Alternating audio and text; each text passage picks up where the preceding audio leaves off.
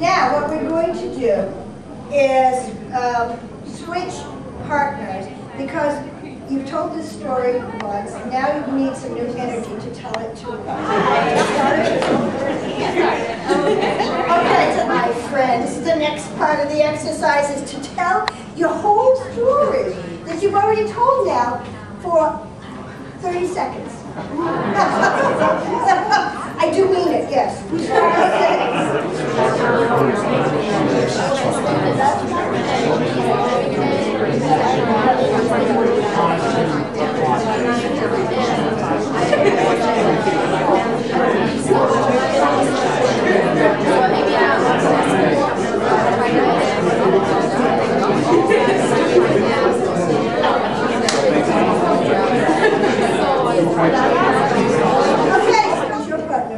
Oh, right here? Yeah, I would suggest Chuck.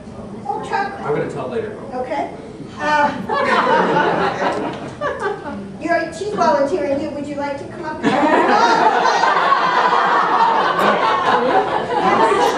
Oh, let's give her a big hand. And we'll hear that 1 minute story. It's so fresh. 1 minute. Well, don't worry about it if you go over. Essentially, it's a story about my friend Sally Brown and I. We were both lifelong New Yorkers. We had never been to celebrate Chinese New Year in Chinatown. So we decide this is the year we're going to do it. We're like in our mid-20s. So we're going to go down there. We get down there, we missed the parade. The parade was done, and so we decided we wanted to celebrate in some way. And so we decided, let's set off some fireworks. Really bad idea. So we buy some fireworks, and we end up buying these things called jumping jacks. And none of us smoked, so we had to go buy them. And so we get to the sidewalk, and we go into the street, and we start trying to set up these fireworks, and they're not igniting right, they kind of just fizzle out. And so finally we get one, and it goes up, and it starts jumping, it twirls, it jumps onto the sidewalk, all the way across the sidewalk, right to where these So it's October 14th, 2005. It's a pretty normal day. It's a Friday morning, getting ready for school. And my mom has to get me ready all by herself because my dad had surgery on Thursday night on his shoulder because he's a tunnel worker. He tore his shoulder. I don't know. But he's fine and he's resting. So I figure mom has to get me ready by herself. I'm going to be the most difficult child ever. So I'm running over here and I'm running over here and I'm avoiding my mom and I'm teasing my sister and she's going crazy. She's like, Kristen. The first theme after Kenny Lee is going to be Night Owl. So anybody that has a Night Owl story, please go up to the first row down here. Kenny Lee!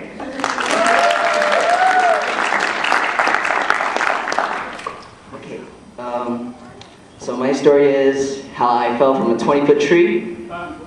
So it was one day when I was a kid, and pretty much I went with my cousin on, it was supposed to be a good day to kiting, and it was a stormy day, windy, harsh.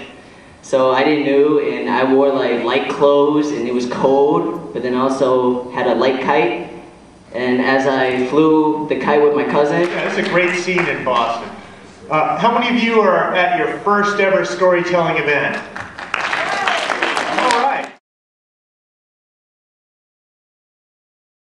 So here's the situation. I don't know if you've had kids before, but like they sleep for like the first couple months all the time. And so I'm sitting around, this baby falls asleep on my lap with its head in the soft part of my belly, kind of basically right underneath the breastbone. It's like a nice soft, squishy. Higher education is an incredibly enriching experience. For instance, I work at a university, so it pays my salary. My own higher education had me in grad school for more years than I'm prepared to readily admit. And one thing that kind of experience comes with, particularly at MIT, where all this took place, is a lot of late nights. Now, when I say late nights, I mean MIT students and knights are like Native Americans and buffalo. We use every part of the night. That's one reason MIT's mascot is the beaver, right? It's nature's engineer, industrious, hardworking, and nocturnal. Serious, that is an official reason for the mascot. Perhaps made more iconic by my nostalgia. As a youth and currently today, my father has taken me to Saturday morning breakfast. It is the only ritual that I feel I have kept up with in my family, and it has very much made me who I am today, and it is a delicious source of constancy in a life that has become increasingly topsy-turvy. And it's just one of these moments, especially the memories of it, that is so drilled into my mind that I can like walk through the moment and smell and taste everything that happened. Because it was, like I said, it was a constant. And I know that when I go, I would get a breakfast sandwich of some sort, probably a sausage, egg, and cheese on a plain bagel. One time I have to lower the mic.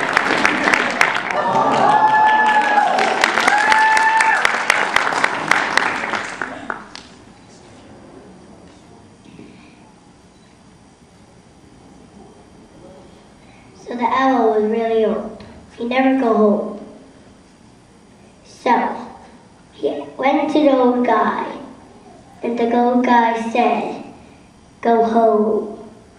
And he couldn't, because he was too old. The end.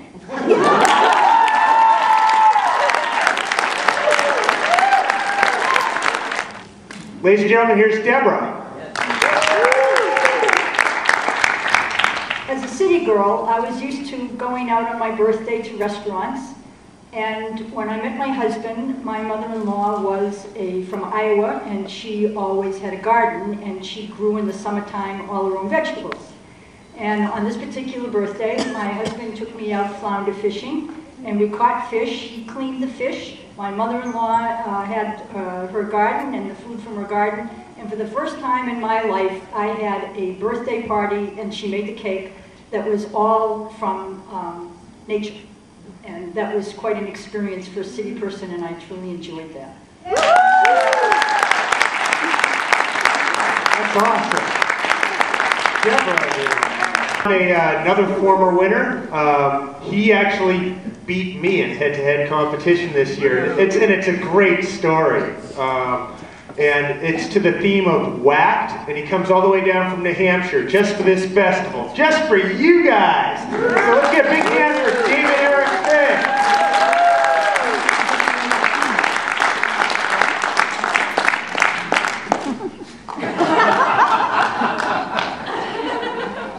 Hi. About 85 pounds ago, I was a lifeguard. You can do the math, 5 pounds a year, etc. I was a lifeguard for about 6 years, high school and undergrad. And all that time, with all the lives that I may have saved, no one ever thanked me, except for one. On this day, the dumbest dog God ever breathed life into saunters onto the beach. No tags, no collar, no owner, no clue. And decides that he's going to walk after, not chase, but just walk after